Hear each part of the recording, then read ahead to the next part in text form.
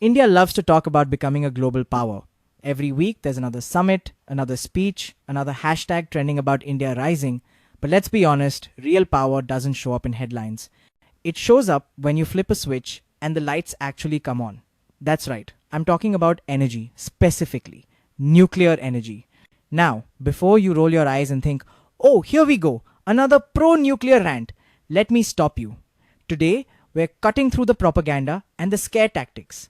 No chest thumping or doomsday music. Just the hard reality. Nuclear energy is about way more than electricity.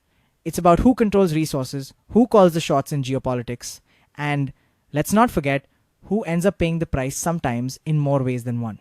Ever heard of energy geopolitics?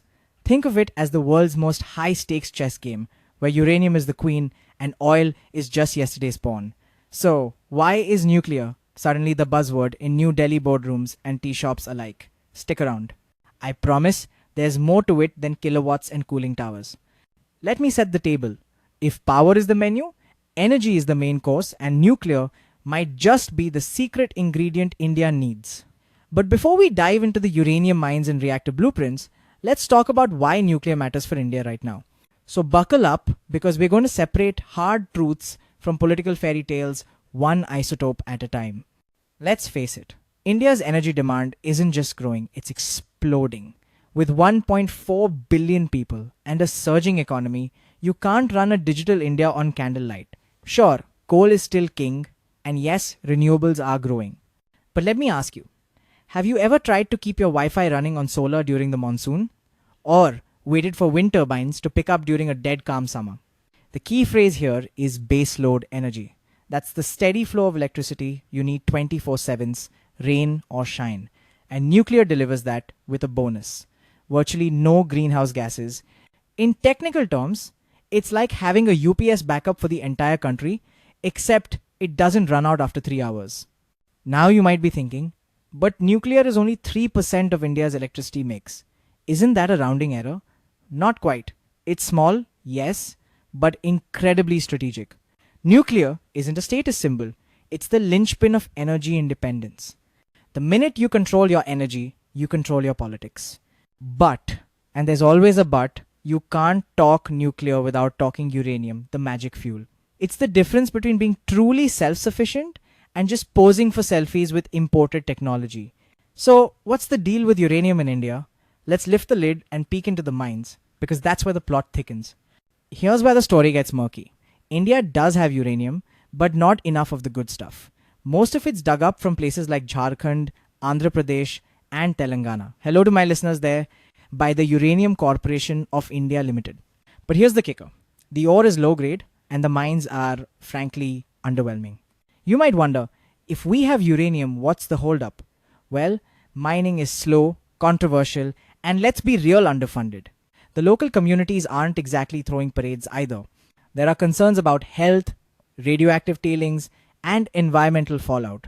Imagine living next to a mine where background radiation isn't just a physics term, but your daily reality. So what does India do? It imports uranium from places like Kazakhstan, Canada, and Australia. Not quite what you picture when you hear energy independence, right? It's a bit like claiming to be a master chef while ordering takeout every night. The technical term here is supply chain vulnerability. And trust me, it keeps policymakers up at night. Let me throw in a hypothetical because I know what you're thinking. Isn't India obsessed with self-reliance? Yes. But when it comes to uranium, it's only partially independent. It's a game of compromises, not absolutes. So, if uranium is the bottleneck, what's India's plan to break free? That takes us to the next chapter, a nuclear strategy decades in the making. India's nuclear scientists aren't playing checkers, they're playing 3D chess. Decades ago, India rolled out a 3-stage nuclear program. The idea? Stretch every ounce of uranium, then switch to what we actually have tons of, thorium. Think of it as a relay race, with uranium passing the baton to plutonium, and finally, to thorium, the element everyone talks about but few actually understand. Let's break it down. Stage 1 uses pressurized heavy water reactors, PHWRs, burning natural uranium. Stage 2 is about fast breeder reactors, which breed more plutonium from spent fuel. Stage 3, that's the holy grail, uses thorium, which India has in abundance. In nuclear jargon, it's called a closed fuel cycle, and it sounds almost too good to be true. Now, here's the catch: thorium reactors are still experimental. They're expensive, complex, and not ready to crank out power for a billion people. It's like hyping up flying cars when barely any are on the road. Politicians love to talk up thorium, we've all seen those headlines. But if you scratch beneath the surface, the so called thorium revolution is still stuck in the lab. Right now, India relies on uranium imports and slow but steady expansion of old school reactors. The Nuclear Power Corporation of India Limited is running the show, but progress is measured in inches, not miles. So, next time someone says India's nuclear future is secure, you'll know it's a work in progress, not a done deal. Let's talk about the costs, the ones no one likes to put on a PowerPoint slide. Let's stop pretending nuclear power is some sort of magic bullet. Yes, it's low carbon, so is walking to work. But that doesn't make it easy. Nuclear brings its own baggage, radioactive waste, long term storage headaches, health worries around mining sites, and, let's not kid ourselves, a price tag that makes your head spin. Radioactive waste is a technical term for stuff no one knows what to do with for 10,000 years. Sounds reassuring, right? And then there's capital cost. Building a nuclear plant is more expensive than a dozen IT parks and a lot less glamorous at ribbon cutting time. Now, you might say, hey, India hasn't had a Fukushima or Chernobyl, so we're good. But I'd say, don't confuse luck with safety culture. Nuclear energy has zero tolerance for human error, one slip, and you're not just on the evening news, you're in the history books. Let me tell you a story. I once visited Jaduguda in Jharkhand. The official tour was all smiles and safety gear, but talk to the villagers, and you hear about mysterious illnesses and lost farmland. Bureaucracy is big on paperwork, but not always big on accountability. Technical term, regulatory capture when the watchdog starts napping on the job. So, while nuclear gives us hope for clean energy, it also demands honesty about risk, waste, and who's really watching the reactors. Which brings us to the big question India can't ignore. So here's where it all lands. Does India want the real thing safe, transparent, responsibly managed nuclear power, or just the image of being a nuclear powered nation? It's not enough to have uranium, reactors, or even global headlines.